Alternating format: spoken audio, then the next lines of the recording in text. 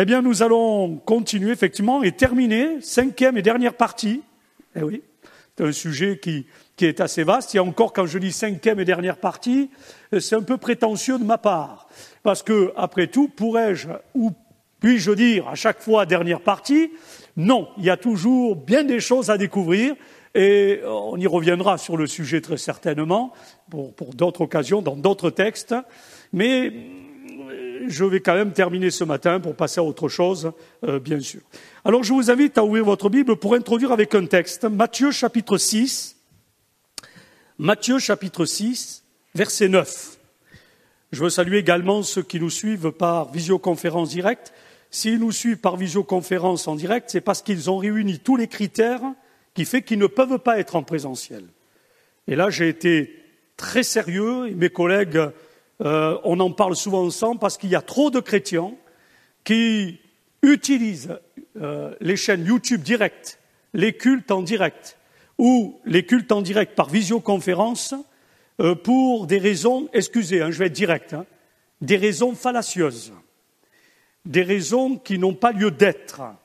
Et donc ça, c'est entre eux et Dieu. Moi, je m'en occupe pas, c'est eux devant Dieu, dans leur conscience, qui vont comprendre qu'à un moment donné, bien, si Dieu nous a permis de réouvrir l'Église, c'est une bénédiction.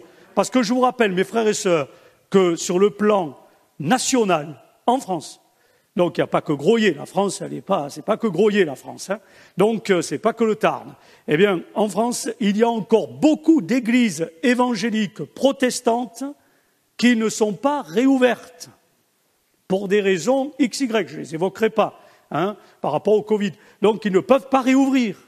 Et beaucoup de frères et sœurs en souffrent. Et actuellement, en visioconférence directe, en dehors du département du Tarn, il y a des chrétiens qui ont demandé l'autorisation de se mettre en direct, en visioconférence, pour écouter les cultes de Groyer, parce que leur église n'a pas encore réouvert. Donc, il faut prendre conscience que c'est une bénédiction si on est là. On respecte les gestes barrières. Je veux dire, à la limite, c'est beaucoup plus sécurite ici que dans des endroits dans la société. Voilà, même si le masque est obligatoire, maintenant, parfois en extérieur, et particulièrement aussi en intérieur, ce qui me semble tout à fait normal. On n'a pas d'autre moyen pour lutter contre le Covid. Je suis désolé. Donc, il n'y a pas de vaccin, il n'y a pas de médicaments, il n'y a rien, il n'y a que le masque. Voilà. Donc, c'est un moyen, les gestes barrières, désinfection des mains, lavage des mains, etc. C'est le seul moyen pour nous protéger. Eh bien, utilisons-le. Après, nous faisons, ce que nous avons à faire dans notre vie quotidienne à ce sujet. Voilà, je voulais quand même le rappeler. C'est pour ça qu'on vous a envoyé un message, parce qu'avec mes collègues, certains d'entre eux que j'ai au téléphone, qui font chaîne YouTube, culte en direct, donc YouTube, visioconférence, etc. Ils me disent, Laurent, on en a assez, parce qu'il y a des chrétiens qui ne sont pas sérieux. Voilà. Donc, je le disais, et je voulais le rappeler encore ce matin. On lit ce texte, c'est cette prière magnifique, qui est un canevas de prière. Ce n'est pas une prière à réciter comme ça, machinalement. C'est un canevas de prière, je crois qu'on l'avait déjà étudié, on pourra y revenir un jour, pourquoi pas aussi. Voilà ce que nous dit cette prière. Alors on lira simplement le verset 9 et le verset 10. Priez donc ainsi, dit Jésus, notre Père qui es aux cieux, que ton nom soit sanctifié, que ton règne vienne, pour ça que je voulais lire que ces deux versets, que ta volonté soit faite sur la terre, on est sur la terre, on n'est pas encore au ciel, sur la terre, comme elle est faite dans le ciel. Ça, c'est sûr. Et si les anges n'obéissent pas, vous avez vu ce qui s'est produit quand Satan, ce chérubin protecteur, a désobéi à Dieu et a voulu se mettre au-dessus de Dieu. Il a donc bafoué la volonté de Dieu. Il a été déchu. Et il a entraîné avec lui des myriades et des myriades d'anges qui l'ont suivi dans, cette déchéance spirituelle. Il a été rejeté du ciel, parce que dans le ciel, il y a aussi la volonté de Dieu, mais sur la terre aussi. Alléluia. Et donc, depuis plusieurs dimanches, ça fait 4 dimanches, 5e dimanche, que nous voyons cela. Si vous n'étiez pas là, vous pouvez le réécouter sur le site addgroyer.fr. Vous avez également la chaîne YouTube pour l'instant. Vous pouvez également réécouter ces messages sur la chaîne YouTube AD Desgroyer. Vous tapez, vous allez sur YouTube et vous allez tomber sur les enregistrements.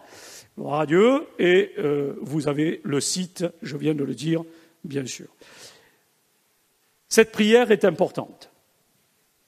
Notre Père qui es aux cieux, bien sûr, que ton nom soit sanctifié, que ton règne, que ta volonté soit faite sur la terre comme au ciel. Notre Père. On dit notre Père. Et l'expression notre Père, elle est pour ceux et celles qui sont entrés dans l'intimité avec Dieu. Sinon, on ne peut pas l'appeler notre Père. Parce que notre Père, mon Père, c'est un adjectif possessif. Mon, notre. On est d'accord. Donc, ce qui veut dire que, eh bien, j'ai une position vis-à-vis de Dieu qui est une position de relation très étroite, très intime.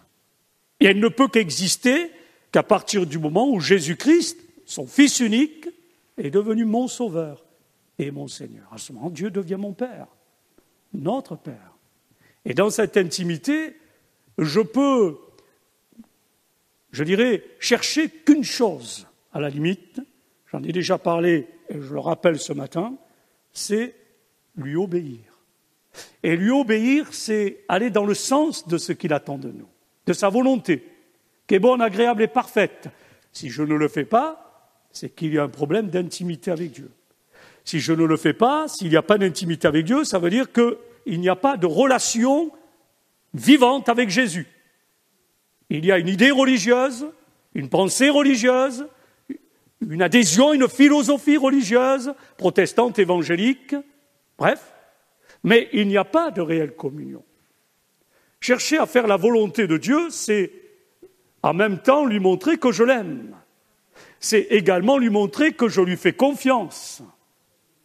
C'est ne pas rejeter ce qu'il me dit et ne pas mettre de côté ce qu'il me demande de faire. Si je fais ainsi, c'est que ma relation avec lui s'est peut-être érodée. Elle a peut-être été touchée par une forme, je dirais, de routine, d'habitude, de froideur qui s'installe. La vie chrétienne, elle s'entretient autant que j'entretiens mon corps par du sport, par le fait que je le nourris correctement, bref, une vie saine, avec une bonne hygiène de vie, je vais faire en sorte que ce corps soit en bonne santé. Oui ou non? Parce que si vous faites n'importe quoi avec votre corps, si vous le nourrissez mal, si vous ne lui donnez pas du repos, si vous ne le soignez pas quand il faut le soigner, etc., laissez-moi vous dire qu'à un moment donné, il va lâcher. Mais sur le plan spirituel, c'est exactement la même chose. Chercher à faire la volonté de Dieu, c'est, en définitive, lui dire « Seigneur, ma vie t'appartient. Mon corps, mon être, mon cœur, mon âme, mon esprit, tout t'appartient. » Et de ce fait, alors je vais lui offrir, comme dit Paul, Romains chapitre 12, et rappelez-vous, je vous avais dit de lire ce texte, eh bien, Romains chapitre 12, verset 1er, verset 2 et les versets qui suivent, eh bien, il est écrit, Paul dit, offrez vos corps comme un sacrifice vivant, saint et agréable à Dieu, ce qui sera de votre part un culte raisonnable. Et puis ensuite, il est écrit, ne vous conformez pas au siècle présent, c'est-à-dire à la mentalité du péché, mais soyez renouvelés dans votre intelligence spirituelle, afin de discerner quelle est la volonté de Dieu, qui est d'ailleurs bonne, agréable et parfaite. Et les versets qui suivent sont très importants. Romains chapitre 12, je ne te les avais pas mis, il faut comprendre que là je m'adresse à ceux qui dirigent le vidéoprojecteur, c'est que le Saint-Esprit parfois me dirige un peu différemment. Mais je voudrais tout simplement vous rappeler certaines choses. Nous avons vu qu'il y a 2 balises importantes pour connaître la volonté de Dieu dans notre vie. La première, c'est la parole de Dieu, et c'est la plus importante. Et la deuxième, qui est également importante, c'est la personne du Saint-Esprit. Mais les deux sont liés. Le Saint-Esprit ne s'opposera jamais à la parole de Dieu. Le Saint-Esprit ne s'opposera jamais à la volonté de Dieu. Alléluia. Le Saint-Esprit nous rappelle tout ce qui est écrit dans la parole. Pas ce qui n'est pas écrit. Ce qui n'est pas écrit, il ne nous le rappellera pas, ce n'est pas écrit. Il ne vient pas pour parler de lui-même.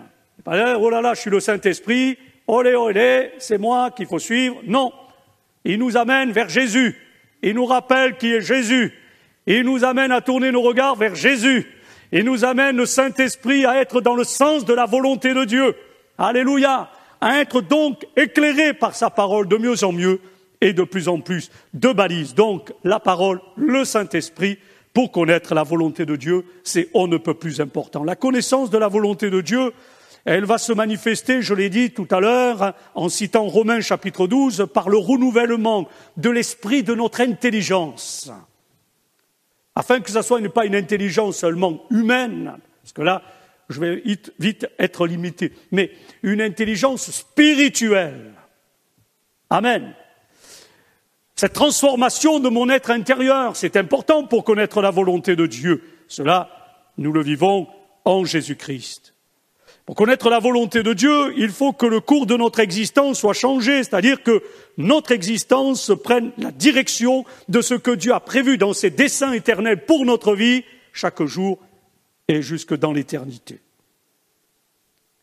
Connaître la volonté de Dieu, c'est laisser le Saint-Esprit justement établir en nous cette mesure de grâce, de sagesse, de discernement spirituel qui va nous aider à résoudre le grand problème qui peut exister encore chez beaucoup, du salut de l'âme, des décisions importantes qui sont à prendre au cours de notre existence terrestre. Et je disais dimanche dernier que des décisions, nous sommes appelés à en prendre en grand nombre dans une journée.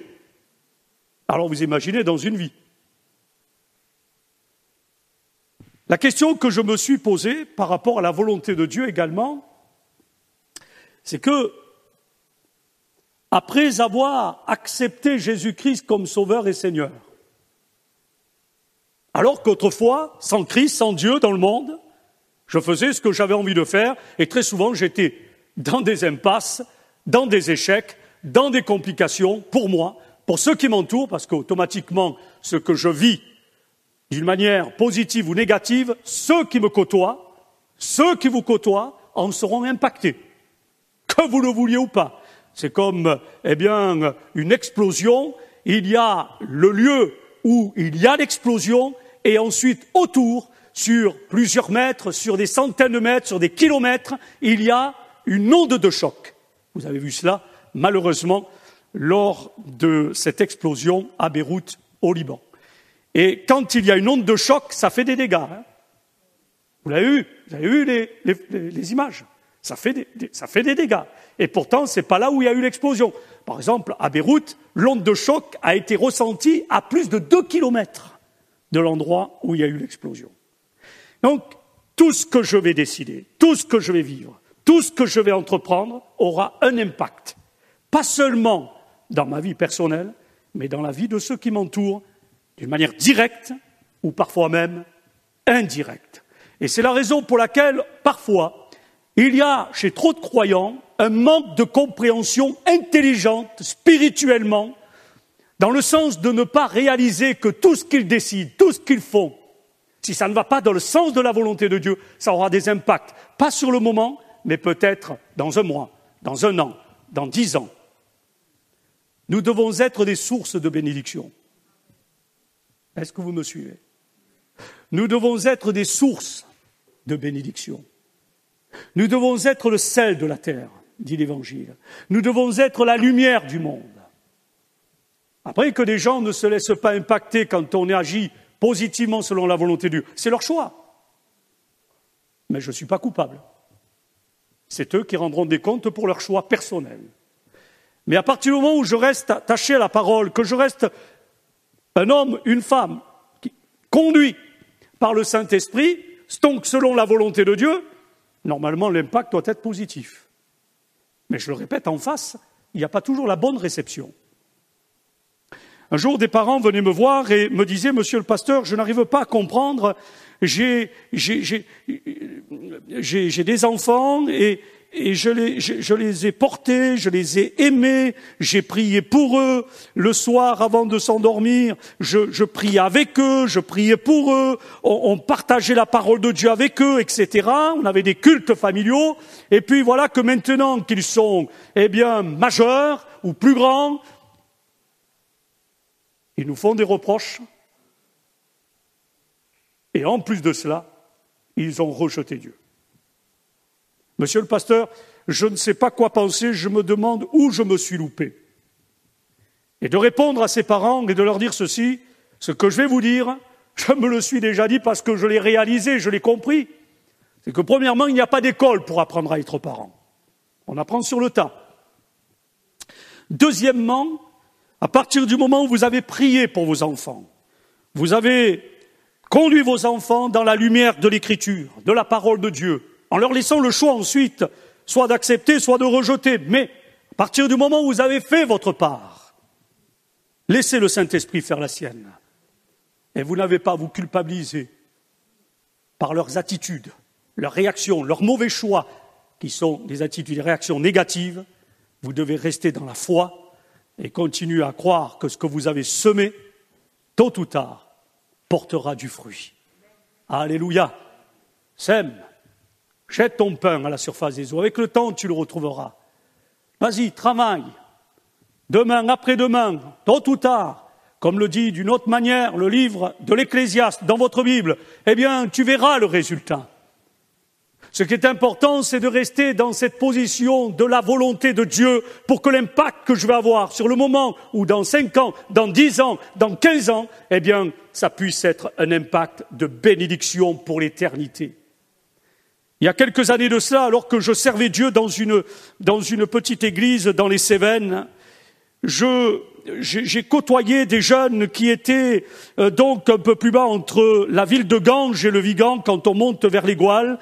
Et là, il y avait un camp de jeunes qui étaient proches de l'Hérault. Ils avaient monté un camp un peu sauvage et ils se droguaient du matin au soir. Ils buvaient de l'alcool du matin au soir. Ils étaient dans un état lamentable.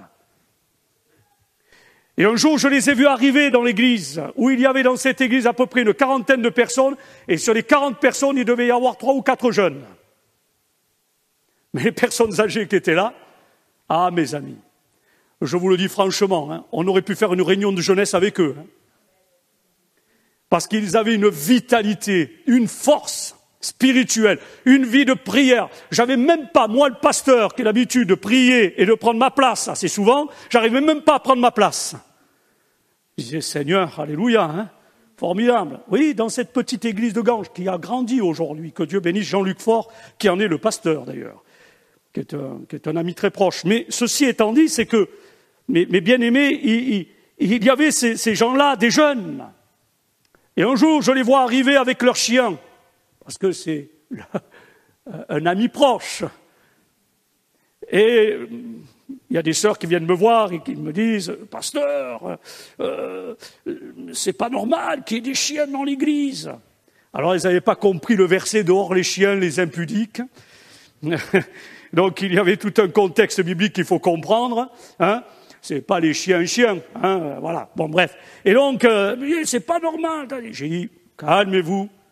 Ok, je ferai ce qu'il y a à faire en son temps. » Elles sont rentrées avec leurs chiens. Ils ont entendu l'évangile. Et puis, la deuxième réunion, j'ai rien dit. La troisième réunion, je suis allé les voir juste avant la réunion. J'ai dit, écoutez, ça serait peut-être bien de les attacher dehors. Et s'ils ont besoin, vous pouvez aller de temps en temps voir. S'ils ont besoin de boire, de prendre soin de votre animal. Mais ça serait bien. Ils m'ont dit, il n'y a pas de problème, pasteur. Et j'en ai vu quelques-uns venir comme cela. Et dont une jeune fille, écoutez bien le témoignage, dont une jeune fille qui était dans un état lamentable à cause de la drogue, de l'alcool, de la violence. Elle était méconnaissable tellement qu'elle était méchante, visage dur, elle n'était pas propre, elle était... Bref, et je prêche l'évangile. Et pendant que je prêche l'évangile un vendredi soir, on n'était pas nombreux, mais c'est pas grave, le Saint-Esprit était là. Et là, à ce moment-là, je vois cette femme pleurer, touchée par la grâce de Dieu. Elle s'en va, et je la perds de vue. Je ne la vois plus revenir. Et moi, je la portais dans mes prières, elle et les autres. Un jour, on quitte Ganges.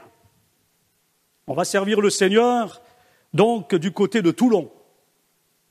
Et là, étant dans la région PACAC, il y avait un rassemblement de jeunesse très important de toute la région PACAC. Et lors d'une réunion de jeunesse, de ce grand rassemblement de jeunesse, j'étais là avec plusieurs pasteurs et à la fin de la réunion, je vois une femme qui s'approche de moi. Et elle me dit, « Monsieur le pasteur, est-ce que vous me reconnaissez ?» Et je lui dis, « Pardonnez-moi, je vois tellement de monde que non, votre visage ne me dit rien. » Mais vraiment, ça ne me disait rien du tout. Et elle me raconte, elle me dit, « Voilà, monsieur le pasteur, je suis cette jeune femme qui était dans ce camp de drogués, d'alcooliques, de violents, de voleurs, là, au bord de l'Hérault, entre Ganges et le Vigan. » Je dis, « Oui, mais vous étiez nombreux, je ne me rappelle pas de vous. » Et elle me dit, « Mais je suis cette jeune femme qui suis venue un vendredi soir. » Elle était en plus devant. « Je suis venue un vendredi soir. Vous avez prêché l'évangile. Vous avez annoncé Jésus-Christ. Et vous avez dit des choses qui ont percuté mon âme, qui ont percuté mon cœur. Et là, oui, je me suis mis à pleurer. J'ai accepté Jésus-Christ comme mon sauveur. Et après, je suis retourné au camp. Et quand je me suis réveillé le lendemain matin, ce message me poursuivait. Et j'ai compris qu'il fallait que je lâche tout. Elle a dit, le soir même, j'ai pris mon sac, j'ai quitté le camp, j'ai demandé à Dieu de m'aider pour me libérer de la drogue, pour me libérer de l'alcool, pour me libérer de ma violence. J'ai atterri à Avignon, et à Avignon, Dieu a permis que je rencontre des gens qui m'ont encore rendu témoignage, qui m'ont aidé financièrement, qui m'ont aidé matériellement, qui m'ont aidé spirituellement. Et j'ai fréquenté l'Assemblée de Dieu d'Avignon. Et là, monsieur le pasteur, ça fait déjà quelques mois que je suis dans cette église et où je me fais du bien. Dieu m'a permis de trouver du travail. Il m'a permis de revoir ma vie autrement, selon sa volonté. Et effectivement, quand j'ai vu cette femme, elle était toute jolie, bien coiffée, bien maquillée, bien habillée. Elle était propre, elle sentait bon, elle était propre. C'était une femme totalement changée. Mes frères et sœurs, la volonté de Dieu, elle est bonne, agréable et parfaite. Vous ne savez pas quel impact vous avez quand vous êtes dans la volonté de Dieu. Peut-être sur le moment, vous vous en rendez pas compte, mais au bout d'un certain temps, l'impact que vous allez avoir, parce que vous décidez d'être dans la volonté de Dieu, va être un impact de bénédiction. Moi, je suis convaincu que je verrai dans le ciel des gens à qui j'ai rendu témoignage, des gens à qui j'ai prêché l'évangile, que j'ai plus jamais revus. Et même quand je prêchais à la radio, je sais qu'il y a des gens qui ont été touchés et que je les verrai dans le ciel un jour. Je les rencontrerai et me diront, monsieur, oh, monsieur, frère, ce qu'ils veulent, bref, on sera dans le ciel. Et ils me diront, c'est grâce à vous qu'on est venu dans le ciel, qu'on est entré dans le ciel. Je crois que ça, c'est la plus belle des récompenses. Moi, j'en ai que faire du visible. Ce qui m'intéresse, c'est l'invisible. Le visible, vous savez, il peut être trompeur, hein. Voilà, mais l'invisible ne trompe pas. Il y a une réalité.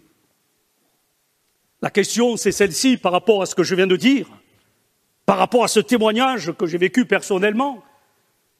Dois-je, après ma conversion, rester en contact avec la société? Est-ce que c'est la volonté de Dieu? Non, je vous dis ça parce qu'il y a malheureusement beaucoup de déséquilibre.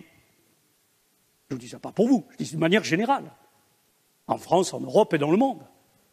Vous avez des gens qui disent « j'aime Jésus » puis ils se coupent de tout. Alors il y a des choses qu'on ne fait plus. D'ailleurs, on se rend compte qu'on ne peut plus les faire. Parce que ça ne plairait pas à Dieu. Quelqu'un qui ne le réalise pas, c'est qu'il ne s'est pas converti. J'ai parlé de cette jeune femme. Le soir même, elle a compris qu'il fallait quitter ce camp. C'est pas moi qui lui ai dit. Elle a été touchée par l'évangile, elle est partie. J'ai même pas eu de contact avec elle. C'est le Saint-Esprit qui a fait son travail. C'est la parole qui a été prêchée qui a fait son travail. Et le soir, elle a compris, il faut que j'arrête avec la drogue, il faut que j'arrête avec l'alcool. Et elle dit, Dieu conduis-moi. Donc je vous l'ai dit, elle s'est retrouvée à Avignon, c'est Dieu qui l'a conduit dans cette ville. Et là, tout a changé. Mes frères et sœurs, dans la vie courante, dans la vie quotidienne, il n'est pas question d'abdiquer toute relation. Moi, quand je me suis converti, vous le savez, pour beaucoup d'entre vous, vous connaissez mon témoignage, j'ai vécu dans le milieu de la nuit, dans tout le secteur de Montpellier, la Grande Motte, enfin bref, tout ce secteur. Et quand je me suis tourné vers Dieu, je priais pour mes anciennes compagnies. Je priais pour eux. Je dis, Seigneur, permets-moi de les rencontrer. Vous savez ce que Dieu a fait? Il me les a fait rencontrer. Et un jour, et Pascal s'en souvient, elle était avec moi, sur la place de la Comédie. Vous savez où c'est la place de la Comédie à Montpellier, hein? Là où il y a les Trois Grâces, etc. Et là, je me promenais d'un seul coup, un gars me tape sur l'épaule et il m'appelle très fort par mon surnom de l'époque. Comme j'étais un alcoolique, parce que s'il y a des gens qui sont alcooliques, je peux parfaitement les comprendre, je sais ce que c'est. À moi, on ne me la fait pas, hein. Quelqu'un d'alcoolique, je le reconnais à 10 kilomètres. Parce que j'étais comme ça. Mais là, me tape sur l'épaule, et mon surnom de l'époque, ça va vous faire sourire, mais c'était comme ça, c'était Cirrhose. Parce que quand j'allais dans des endroits, je terminais tous les verres, je vidais toutes les bouteilles. Bref. Et il me tape, et il crie fort, parce que c'était notre manière d'être dans les années 80. Oh, Cirrhose, alors on ne te voit plus au bar du temps, patati, patata. Et là, je le regarde, et puis il criait fort en plus. Et là, je ne lui avais pas dit à Pascal ça. Il y a des choses que je lui avais encore cachées. Alors, elle savait ce que j'étais avant ma conversion. Mais ça, elle ne savait pas. Elle ne savait pas comment. Bref, il y avait des petites choses qu'elle ne savait pas encore. Et là, elle était apeurée. Hein, parce que Pascal, bien qu'elle a accepté Jésus-Christ comme son sauveur, ce n'était pas le même monde qu'elle côtoyait avec ses parents. C'était un monde plus bourgeois. Mais elle avait quand même besoin de Jésus-Christ comme sauveur. Pas parce qu'on est drogué, qu'on est alcoolique, besoin de Jésus plus que les autres. Tous les hommes ont besoin de Jésus comme sauveur et Seigneur. Et là, elle était apeurée. Et moi, j'avais quand même encore l'habitude de cette affaire-là. Et donc, il m'écrit, je dis, calme-toi. Les gens me regardaient. Il me dit, oui, alors, qu'est-ce que tu deviens? Et là, la bonne question, alléluia. Et je lui dis, écoute, voilà, je vais te raconter. Et là, je lui raconte. Oh, la pauvre. Oh, j'ai senti qu'il blémit. Alors, déjà, il a blémi. Deuxième réaction, c'est qu'il a failli s'écrouler parce que... Alors, sur le moment, il me dit, tu te moques de moi, comme d'habitude, tu plaisantes. Je dis, non, je ne plaisante pas, je suis sérieux. Et je lui ai dit très simplement les choses. Je ne lui ai pas fait un cours de théologie. Je lui dis simplement ce que Jésus avait fait dans ma vie. Comment il avait changé ma destinée. La magnifique femme qu'il m'avait permis de trouver. Alléluia. Eh oui, je le glisse au passage. Formidable. Et vous savez ce qu'il a fait? Oh, ça a duré 5 minutes, mais ça m'a suffi pour lui rendre témoignage. Au lieu de tomber à genoux, de se dire, mais quand même, je connais Laurent, je sais comment il était, je sais dans quelle situation il était, enfin, etc. Il est parti en courant, tu t'en souviens? Oh, il est parti en courant en disant, il est fou! Bref, je ne l'ai plus jamais revu. Un impact. Je ne sais pas ce qu'il est devenu. L'impact. Un jour, je suis dans le lieu de culte, 450 personnes de Montpellier. Je me mettais souvent devant avec mon épouse, puisqu'en plus je commençais petit à petit à faire quelques pas pour être chantre, pour devenir ancien, etc. Et là, je louais Dieu, alléluia, de tout mon cœur. Je bénissais Dieu avec les frères et sœurs, les jeunes qui étaient là. Et à la fin du culte, quelqu'un me tape sur l'épaule. Je dis, c'est pas possible, quoi. Je me retourne, et le garçon qui était derrière moi, qui venait de m'entendre louer, adorer Dieu, bénir Dieu, chanter des cantiques, c'était un ancien copain du pensionnat religieux où j'ai passé 12 ans de ma vie, qui avait été invité, mais il ne savait pas qu'il allait me rencontrer ce jour-là. Et là, ce matin-là, je lui ai rendu témoignage. Je ne l'ai plus revu. Peut-être a-t-il eu peur ou a-t-il déménagé, mais je sais qu'il y aura eu un impact. Le jour de mon baptême, là, il ne m'a pas tapé sur l'épaule, mais ça a tapé mon œil. J'étais sur l'estrade de cette grande église, il y avait plus de 400 personnes, puisqu'on avait mis une mezzanine, on avait construit une mezzanine, donc il y avait entre 600, pas loin de 600 personnes ce jour-là. Et nous étions plusieurs à descendre dans les eaux du baptême, dont mon épouse. Et là, ce jour-là, j'arrive au micro avec ma dégaine d'autrefois. Bref, le Seigneur a changé quand même ma vie, mais et là, je rends témoignage de ce que Dieu a fait dans ma vie, en Jésus-Christ. Et là, devant moi, qui c'est que je vois? Une fois de plus, un ancien compagnon de folie de l'époque, de la nuit de l'époque. Oh, lui aussi. Mais là, il était assis, heureusement, parce que quand il m'a reconnu, il m'a regardé, l'air de dire, mais il est en train de se moquer de tout le monde. Il est en train de leur faire un sketch. Non, parce que, bon, enfin bref.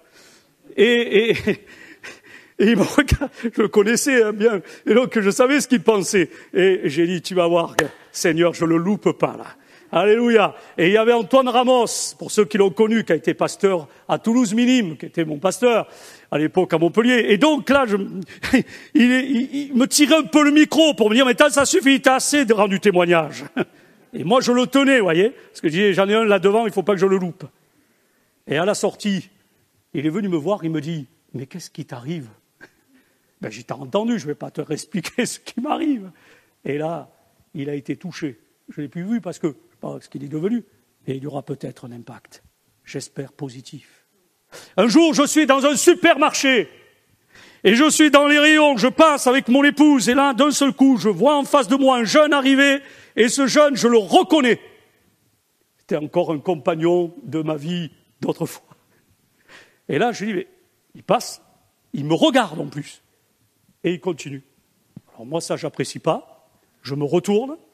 Et cette fois-ci, c'est pas lui qui m'a tapé sur l'épaule. C'est moi. Je l'attrape, je lui tape sur l'épaule. Il se retourne et il me dit, oh, qui êtes-vous? Je dis, comment tu te moques de moi? Et alors, je lui dis, c'est Laurent. Et je vous assure, il m'a dit, je t'ai pas reconnu. Mais qu'est-ce qui t'arrive? Où tu es allé?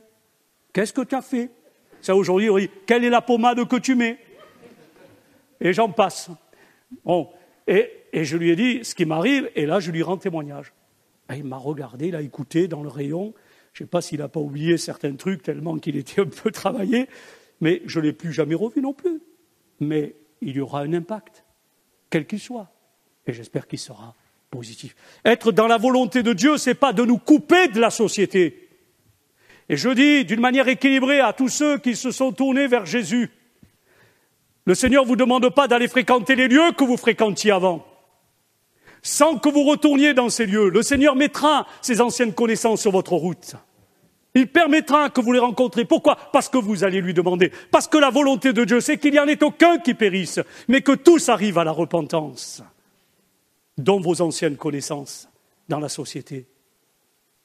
Ne faites pas comme ces deux jeunes filles, je crois que je l'ai déjà dit, mais je le répète ce matin, nous étions en poste pastoral avec le pasteur Lucien Bottella à la Vallée du Var, donc à côté de Toulon, la Valette, Toulon, Hyères, etc. Et il y avait deux jeunes filles qui faisaient partie du groupe de jeunesse, et pendant trois dimanches, on ne les voit pas avec le pasteur Bottella. Alors on discute ensemble dans nos temps de prière, on dit mais tiens, il y avait un tel, bon celui-ci est hospitalisé, parce qu'on s'inquiète, c'est normal, c'est le travail d'un berger. Et là, ces deux jeunes filles, on ne les avait pas vues pendant 3 dimanches. Et là on a dit c'est pas normal. Donc on essaie de les contacter, on n'y arrive pas, le dimanche suivant on les voit. Alors là on dit, on va leur demander de leur parler un petit peu, savoir ce qui se passe. Et elles nous disent il n'y a pas de problème. Et on les rencontre. Et là elles nous disent, ne vous inquiétez pas, messieurs les pasteurs, depuis 3 week-ends, nous travaillons pour le Seigneur. Alors ça nous intéresse. Et je dis, qu'est-ce que vous avez fait pendant 3 week-ends? Eh bien voilà, c'est surtout le samedi soir. Ah, et qu'est-ce que vous avez fait le samedi soir? Eh bien pendant 3 week-ends, 3 samedis soirs, nous sommes allés dans un bar à Toulon de karaoké. Oui, et là, eh bien, nous avons chanté de l'Enrico Macias, oui. Et alors? Eh bien, ça a été l'occasion pour nous de rendre témoignage. Et j'ai dit, ça a marché? Et là, elles baissent la tête. Et elles nous disent, non, Au contraire, on s'est fait entraîner. Ce n'était pas le lieu, ce n'était pas l'endroit. Et on leur a dit, mais vous manquez d'équilibre. Et la seule manière d'avoir un impact positif, c'est de rester dans le plan et la volonté de Dieu. La parole de Dieu nous parle de sanctification. Amen. Elle nous parle d'obéissance à Dieu. Amen. Elle nous parle de nous laisser conduire par le Saint-Esprit. Amen. Et là, nous leur avons dit, comme je l'ai dit tout à l'heure, si vous voulez toucher les âmes, ce n'est pas dans des endroits comme cela, parce que les gens ne comprendront pas. Il m'est arrivé, quand j'étais à Marseille, dans les quartiers nord, où nous servions le Seigneur, un jeune garçon qui s'appelait Rachid, et qui était issu d'une famille musulmane pratiquante. Il est venu nous aider pour une action culturelle, humanitaire. On avait des gens comme ça, des quartiers nord qui nous connaissaient, et qui venaient, des jeunes, qui venaient nous aider, et qui aimaient que l'on parle de Jésus avec eux, parce qu'ils avaient déjà un arrière-plan, quelque part religieux, par rapport à l'islam, qu'on le veuille pas, il y avait une ouverture. Et donc, Rachid me dit un jour, on était tous les deux, et il me dit, pasteur, parce qu'ils se permettront jamais de m'appeler Laurent, hein. Ça, il faut le savoir, hein. Un musulman qui se convertit sont des gens très respectueux, hein. Déjà ils le sont, dans une certaine mesure, dans le domaine de leur vie quotidienne. Et là, surtout par rapport à un homme religieux, à un ecclésiastique, hein, ils sont très très respectueux, hein. Je pourrais vous dire tout ce que j'ai vécu quand j'allais faire des visites dans les quartiers nord de Marseille. Non, on ne me dépouillait pas, on ne me tirait pas dessus, hein. On me disait, pasteur, je vous garde la voiture. Et il la gardait vraiment, hein. J'étais tranquille, je voulais leur laisser les clés, même, à la limite. Mais parce qu'ils me connaissaient le témoignage de l'Église, de l'avenue Saint-Antoine dans les quartiers nord, dans le 15e arrondissement. Et là, Rachid était avec moi, on préparait certaines choses pour une action qu'on menait dans les cités auprès des enfants. Et à ce moment-là, il me dit, pasteur, le samedi soir, vous allez en boîte? Alors je lui dis, Rachid, pourquoi tu me dis ça? Écoutez bien, alors je souris, mais c'est pas très glorieux cette affaire-là. Il me dit non, je te pose sérieusement, j'ai bien compris. Il me dit, mais je voudrais comprendre pourquoi tu me poses cette question. Tu connais ma position de pasteur, d'ecclésiastique, d'homme religieux, donc évangélique, etc. Il me dit oui, pardonnez-moi, pasteur, si je vous ai blessé, froissé. Non, je dis, Rachid, pourquoi? Il me dit, voilà, parce que moi je fréquente une boîte de nuit du côté d'Aix-en-Provence tous les samedis soirs. Et je dis oui. Et il me dit, je pose la question parce que j'ai déjà croisé des gens qui disent qu'ils sont évangéliques. Et là, je dis, attends, Rachid, tu blagues quand même. C'est pas sérieux. Il me dit, si, pasteur. Je vous assure, des jeunes filles, nous on ne sait pas, on va voir. Et, bref, comme ça se fait dans ces milieux-là, de nuit. Et il me dit, mais après, en grattant un peu, elles nous disent, ouais, on est évangélique. Alors en plus, elles rendent témoignage, tout en faisant ce qu'il ne faut pas faire. Mais j'ai dit, Rachid, c'est pas ça l'évangile. Et là, je lui ai rendu un peu mieux témoignage, je l'ai amené vers l'évangile, la parole de Dieu. Je lui ai montré l'équilibre spirituel qu'il y a en Jésus-Christ, dans le Messie, le Créateur, le Sauveur, le Rédempteur. Et là, Rachid, il m'a dit merci parce que je comprends mieux. J'ai dit, tu sais, ces gens-là, soit ils ne sont pas convertis, et ils sont adhérents à une religion évangélique protestante, ou soit, ils ont complètement régressé. Ils ne sont plus dans la volonté de Dieu. Et je lui ai expliqué ce qu'était la volonté de Dieu dans ce cadre-là. Non, il n'y a pas de coupure avec les incrédules, sinon on devient une secte. Sinon, comme Paul le dit lui-même, 1 Corinthiens chapitre 5, verset 10, il faudrait ainsi que nous sortions du monde. 1 Corinthiens chapitre 5, verset 10. Mais sachons bien que la crainte de Dieu, dans le sens du respect de Dieu, c'est vrai qu'elle ne se trouve pas chez l'incrédule. Celui-ci il n'a pas les scrupules de cœur et de conscience du chrétien, ni les mêmes objectifs, j'en conviens, ni les mêmes ressources, ni les mêmes joies. Mais je ne peux pas, tout en ne me coupant pas du monde, je ne peux pas m'associer avec la mentalité du monde. Est-ce que vous suivez mon raisonnement? D'ailleurs, dans le livre du prophète Amos, chapitre 3, verset 3, il est écrit, comme le dit le prophète Amos, 2 hommes peuvent-ils marcher ensemble s'ils ne sont pas d'accord? On ne peut pas se mettre sous un joug étranger, ce n'est pas possible. Et tous les témoignages que je vous ai donnés font ressortir cette réalité pour ceux qui ont cru que. Mais non, je ne peux pas. Si moi, la jeune fille qui est devenue mon épouse, à l'époque, et même elle, jeune fille chrétienne, je suis devenu son époux.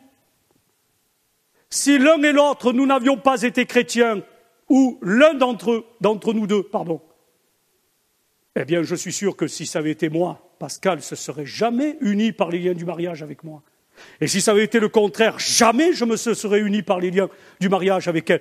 Non pas que je la rejetais, non pas que je ne l'aimais pas quelque part, mais il faut savoir qui c'est que j'aime. Est-ce que j'aime Dieu et sa volonté, ou est-ce que j'aime ma volonté et ce que me dicte ma chair? Et si j'avais fait ainsi, qu'elle n'est pas convertie à ce moment-là, eh bien, j'allais au-devant de problèmes, de catastrophes, parce qu'on n'aurait pas été sur la même longueur d'onde. Moi, le matin, je me serais levé pour aller vers le lieu de culte, et elle m'aurait dit, ça suffit au bout d'un moment. Et je l'ai rencontré plus d'une fois, au milieu de chrétiens qui ont dit, mais c'est pas grave, pasteur, je fais comme cela, et d'une manière consciente, je fais comme ça, et je finirai par l'amener au Seigneur. Ça s'est déjà produit, mais c'est rare. C'est plutôt le contraire qui s'est produit. Maintenant, quand il y a une conversion d'un couple, et dans le couple, il y en a un qui se convertit et pas l'autre, alors que avant ils étaient mariés, certes, ils se sont mariés, et ils ne connaissaient pas la grâce de Dieu, c'est différent. Certes, c'est compliqué, d'ailleurs, on le voit. Dans nos églises, il y a des hommes et des femmes donc unis par les liens du mariage, et qui se sont convertis, les deux, tant mieux, mais parfois il n'y en a qu'un sur les deux, et très souvent ça devient une souffrance. Au bout d'un moment, ça devient une souffrance. Pendant les premiers mois, je dirais la première année, il dit, c'est pas grave mon chéri, et puis, ou dans l'autre sens, c'est pas grave ma chérie, tu peux y aller, va vivre ta foi, mais au bout d'un an, au bout de quelques mois, il y a des tensions qui naissent. On ne peut pas marcher ensemble si on n'est pas d'accord. Et d'ailleurs, la loi de Moïse, c'était surtout de ne pas mettre un bœuf avec un âne sur le même attelage. D'ailleurs, si vous... aujourd'hui, on a des beaux tracteurs. Mais dans certains pays, ils continuent à labourer avec donc un attelage, avec 2 bœufs ou 2 ânes. Mais jamais j'ai vu, au même attelage, un bœuf et un âne. Mais si les agriculteurs, si vous faites ça, ben dis donc, vous avez du courage. Parce que l'âne, il va se faire tirer par le bœuf. Bref, il faut veiller là-dessus. Que de douleurs, que de dangers ont dû traverser ceux qui ne se sont pas soumis à cette règle. Et d'ailleurs, dans la Bible, je vais aller très rapidement dans les exemples, très rapidement, et je vais conclure. Mais dans la Bible, vous avez, dans 1 Roi 18, je ne rentre pas dans les détails, il y aurait beaucoup de choses à expliquer. Mais 1 Roi 18, versets 3 à 16, vous avez ce fameux roi, qui est ce fameux prophète, le prophète Abias, qui côtoie le roi Akab, qui, Akab, est uni par les liens du mariage, lui, roi en Israël, avec une femme profondément idolâtre, attachée au Baal et aux Astartés, qui est Jézabel. Et Abias, est un intendant du roi Akab. Et il nous est dit, dans le texte, qu'Abdias craignait beaucoup l'Éternel. Sa situation auprès du roi Akab lui avait permis de cacher et de nourrir 100 prophètes de l'Éternel. Il suffit de relire le texte. Mais il avait dû agir à l'insu du roi Akab, dont la femme exterminait les prophètes de l'Éternel, Jézabel. Il servait Akab ouvertement et il servait l'Éternel en se cachant. Et c'est là-dessus que j'attire votre attention. Ce qu'il faisait, c'était bien, parce qu'il craignait l'Éternel. Mais en même temps, ce qu'il faisait, c'était bien sans être bien. C'était bien parce qu'il a sauvé des prophètes, béni soit Dieu, mais il le faisait en cachette. Je ne peux pas servir 2 maîtres, dit l'Évangile, Matthieu chapitre 6, verset 24. Pourquoi ? On ne peut pas servir 2 maîtres, car ou bien on détestera l'un et on aimera l'autre, ou bien on sera dévoué au premier et on méprisera le second. On ne peut pas servir Dieu et un autre maître. Alors ça peut être l'argent, ça peut être un homme, ça peut être une femme, ça peut être une idée, ça peut être une philosophie, ça peut être tellement de choses. C'est pas possible. C'est pas possible. Et pourtant, le prophète dit « J'ai craint l'Éternel dès ma jeunesse ». C'était vrai, il en avait donné la preuve. Il a le témoignage de la parole, mais il redoutait le caprice meurtrier d'Akab. Vous savez, dans l'Évangile, vous le relirez tranquillement à la maison, dans l'Évangile de Matthieu, chapitre 21, versets 28 à 31, cette parabole, je ne m'y étendrai pas, la parabole des deux fils. Il y en a un qui est rebelle, qui ne cache pas ses sentiments et qui dit « Non, je n'irai pas dans la vigne ». Et puis, en définitive, il va être repris dans sa conscience, il se repent sincèrement et il va accomplir fidèlement ce que son père lui avait demandé. Et puis, vous avez le deuxième fils, qui lui est un garçon qui est toujours d'accord, c'est le béni, oui, oui. C'est une expression. Ouais. Il dit oui à tout, mais il ne fait jamais rien. Oui, je suis là, puis on ne le voit pas. Oui, je ferai, il ne fait jamais. Oui, on l'entend pas. Bref, il est toujours d'accord, mais il ne fait rien. Il ne fait jamais rien. Lequel des deux, finalement, a fait la volonté du Père ? Celui qui a dit oui, qui dit oui à tout, qui est béni, oui, oui, ou celui qui dit non de temps en temps et qui est repris dans sa conscience et qui finit par le faire ? Vous avez la réponse. C'est le premier. En effet, mes frères et sœurs, il ne suffit pas de dire Seigneur, Seigneur, mais faut-il encore faire ce qu'il nous demande ? Afin de ne pas dire aussi oui au chef de l'autre camp et de lui être soumis, on ne peut servir deux maîtres, je l'ai dit, je le répète. Et la Bible nous dit aussi, Jacques chapitre 5 verset 12, que votre oui soit oui, que votre non soit non, afin que vous ne tombiez pas sous le jugement. C'est pourquoi soyons fermes et résolus dans notre marche avec Dieu et non pas des indécis. La Bible déclare ceci, Ésaïe chapitre 26 verset 3, à celui qui est ferme dans ses sentiments, tu lui assures la paix, parce qu'il se confie en toi, ô Éternel. Et, mes frères et sœurs, c'est vrai que le prophète Élie dira à Akab et dira à Abdias, dira au peuple d'Israël, mais jusqu'à quand clocherez-vous de droite et de gauche ? Jusqu'à quand serez-vous indécis ? Jusqu'à quand vous allez dire, tiens, on va servir un peu Akab et Jézabel, et puis on va servir un peu l'Éternel. Non, soit je sers l'Éternel et je vais jusqu'au bout selon sa volonté, soit je sers Akab et Jézabel et son état d'esprit, et je vais jusqu'au bout. Mais je ne peux pas mélanger les choses. Vous avez également David, qui voulait construire le temple. Chapitre 7 de Samuel. David, c'est pas toi qui construiras le temple, c'est pas dans ma volonté, lui dit Dieu. Tu as trop de sang sur les mains. C'est ton fils. C'est Salomon. C'est Salomon. Et je me rends compte que David, quand Dieu lui dit cela, il dit pas, oh non, tu comprends rien, ta volonté n'est pas bonne, non, je ferai comme je veux. Non, non, non, non, non, non, non, non. Il va contempler l'Éternel, il va adorer l'Éternel, il va être rempli de reconnaissance. Relisez 2 Samuel 7. Il va être rempli de reconnaissance, il va prier, et à un moment donné, quand Dieu lui a dit ce qu'il fallait lui dire par rapport à la construction du temple, il dit plus « je », mais il dit « ton serviteur ». Ça veut dire qu'il s'abandonne totalement à la volonté de Dieu. Il s'oublie lui-même, il ne pense plus à son projet de bâtir une maison pour l'arche éventuellement. Il est tout entier absorbé par les pensées de Dieu. À sa place, comment aurions-nous réagi ? David ignorait les raisons pour lesquelles Dieu ne lui permettait pas de mettre son projet à exécution. Je ne rentrerai pas dans tous les détails, il y a des réalités. Nous ne saisissons pas toujours, mes frères et sœurs. Nous les hommes, quand Dieu nous dit non, pourquoi il nous dit non ? Mais il réserve une grande bénédiction à celui qui lui fait confiance. Découvrons que de telles bénédictions peuvent être vécues avec joie suite à une réponse même négative de la part de Dieu. De la part de Dieu. Et je conclus en disant ceci, et là je vous encourage, comme je le fais assez régulièrement, à revenir vers ce message de ce matin, parce que ce que je vais dire là, en plus de tout ce que j'ai déjà souligné depuis plusieurs dimanches, est très important pour conclure le sujet du comment connaître la volonté de Dieu. Et pour conclure, je vais m'arrêter sur la méthode. Alors je vais la citer très rapidement, c'est pour ça que je vous dis d'y revenir, pour écouter et noter éventuellement. Je vais revenir sur la méthode de cet homme de Dieu qui a vécu au XIXe siècle et qui se prénommait George Muller. Et George Muller a écrit un livre, ou du moins un livre a été écrit concernant George Muller, où le titre c'est « L'audace de la foi ». Je vous encourage à le lire, ce livre, « L'audace de la foi ».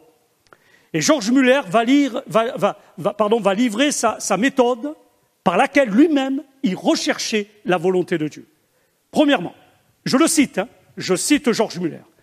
Je cherche d'abord, écoutez bien, à m'assurer qu'il n'y ait pas dans mon cœur la moindre volonté arrêtée sur un point quelconque. Les 9/10 du tourment qu'ont certaines personnes provient généralement de cela. Les 9/10 des difficultés sont vaincus lorsque nos cœurs sont disposés à agir selon la volonté de Dieu, quelle qu'elle soit. Quand on est véritablement dans un tel état, la volonté de Dieu ne tarde pas à nous être révélée. Deuxièmement, ce premier point, quand il est acquis, je ne m'attarde pas aux sentiments et aux impressions. Si j'agissais ainsi, je tomberais bientôt dans de grandes illusions.